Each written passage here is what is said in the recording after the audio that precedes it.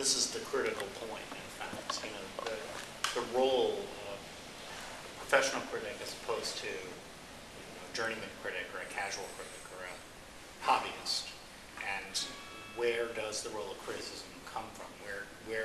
Who can ordain expertise, and is it a certain amount of experience? Is it a sharp, keen sensibility? Is it the right vocabulary? And the concern that I have in the film world, and we're in Atlanta, where officially at the major paper of record there is no local critic anymore, right? They've gotten rid of all the film critics, so there's nobody here criticizing film. And in the fact of the creative loafing, you now have one full-time critic who is criticizing 6 different media and so on. I mean, the level of professional criticism is on the decline. There's no two ways about it. So then the question becomes, where's the future of criticism going, and at what point will we begin to, wish, gosh, where are these people from the ivory towers? Where is the next Andrew Sarris going to come from? Because without them, you don't have the standard. If it's just democracy and everybody has an opinion, then what you essentially have is a message board in which people are fighting. Iron Man 2 is awesome. Iron Man 2 sucks. There's 2 opinions, right? Like, people either like it or don't. But with criticism, and in the case of like food tasting or wine tasting, there's connoisseurship, and there is a sense in film that connoisseurship also exists. So, who determines? Who gets the right to determine it? Who gets the right to ordain the next great band? Who gets to ordain the next great director? Is it just boys between the ages of 18 and 39, or where is it going to come from? Well, first, I don't necessarily believe that there's no one to provide that legitimacy, that just because the AJC no longer has film critics, Bob Longino doesn't stop being, Bob Longino, Eleanor Ringel-Gillespie doesn't start being. They still have their legitimacy. They've still established their body of work. Now, when it comes to popular films, obviously that's going to break down to I like it and I don't like it. And I feel that a lot of movie websites go astray when they feel like all opinions are equal in this matter, or we just have to cater and let the discussion flow. And that's fine, but I feel the role of a critic, especially in the online world, is twofold. And it goes beyond the opinions. First, I feel like it's, when you say like who discovers the next great band and who says so, I think our role has changed more significantly into finding that. We have to become searchers. And that's why film festivals are so important, because those films may not get distribution, and you have to bring attention to them. I've been trying to bring a lot of attention to this comedy Mystery Team, which premiered at Sundance. I saw it at Comic-Con. It's really, really funny, and it has distribution, but they actually need people to demand it. And not in the way that Paranormal Activity was demanded, which it wasn't. That was a marketing thing where they were going to release it anyway, but it was fairly innovative. But this is when people actually have to demand. And so critics have to not even get into the mess of, I like this, I don't like this. They have to come from a completely different angle and say, here's something you haven't heard about, and you should pay attention to this. Put this on your radar. And then I believe that the other thing that critics provide is expertise. And expertise matters, because while everyone can have an opinion, a good critic always wants to know more, and should make their reader always want to know more, and watch more movies, and never be content with what they already know.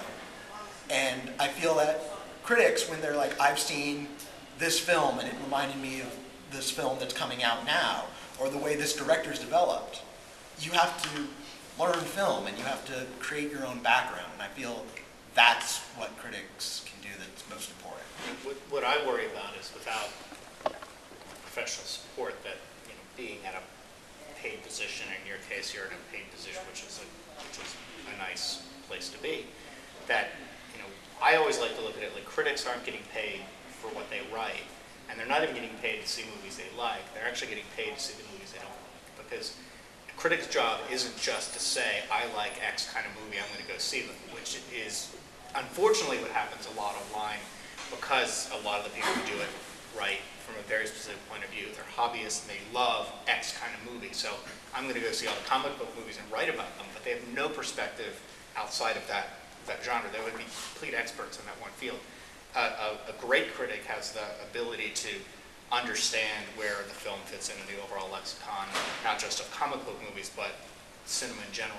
And if they ordain, that Spider-Man is a great film, not just because it's a great comic book film, but because it transcends the genre and for all these other reasons, there's real perspective there. And they've sat through 55 other films they can tell you about and why this one is the best of the 55. And the same is true of music. I mean, I'll be honest, I like certain bands, I don't like certain bands, but I don't have the ear, I don't have the patience to sit through 55 albums by the up-and-coming bands to determine this one's better than that. But if at a certain point, bands gain a reputation, so December, so like, oh, I should check them out. But there's other bands where I'm like, I don't have the time or energy, where somebody who loves music, whose job it is to discern, this is what makes this quality versus this is what makes them derivative, because they sound like 18 other bands. They don't deserve anybody's attention.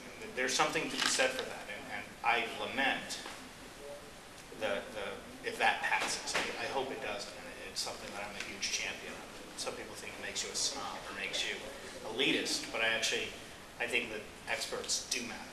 I think that there's something to be said for that. Yeah, I mean, I think, criticism serves two purposes. One is sort of a filter to point you to what movie to see this weekend, but then also, the reviews I love are the ones that make me re-examine a movie, that point me to something that I wouldn't have noticed otherwise, or that I didn't notice until second viewing after reading the review. And a lot of the support system for critics is disappearing. Whether online will develop enough strata of organizations with financial resources to build that back up.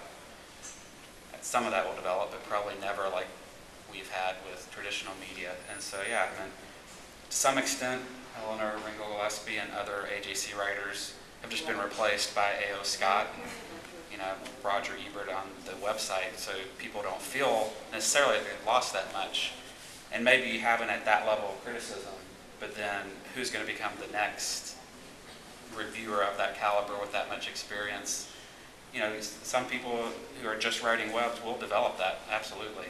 But it's harder when there's not the financial support to allow people to do nothing but go to film festivals and watch movies and write in depth and develop that expertise. And one of the great ironies in the past 3.5 to 4 weeks, major developments happened where Newsweek critic David Anston has just been hired as the artistic director of the Los Angeles Film Festival. And Robert Kohler, who used to write for Variety, is now programming for AFI Fest, and Village Voice at LA Weekly critic Scott Foundas is now the associate film programmer at the New York Film Festival and the Film Society of Lincoln Center. So there's something really interesting about that, although I think the irony is they seem to think there's money in film festivals too, which is hilarious. They're moving out of the role of writing about film and now moving into the role of, it'd be like instead of being a music critic, you're now going to be a music promoter. It's an interesting transition, but they're going to try to use their expertise in the field to apply it hands-on, and I guess they're hoping that these institutions have the support to allow them to make a living doing that, and perhaps they'll continue to write commentary and do online things and do interviews and such, but they're going to engage in the field in a much different way. But these are all renowned, professional, established critics who have essentially walked away from the discipline and jumped ship. And there's something, I think, alarming about this, that it seems like a surrender of sorts.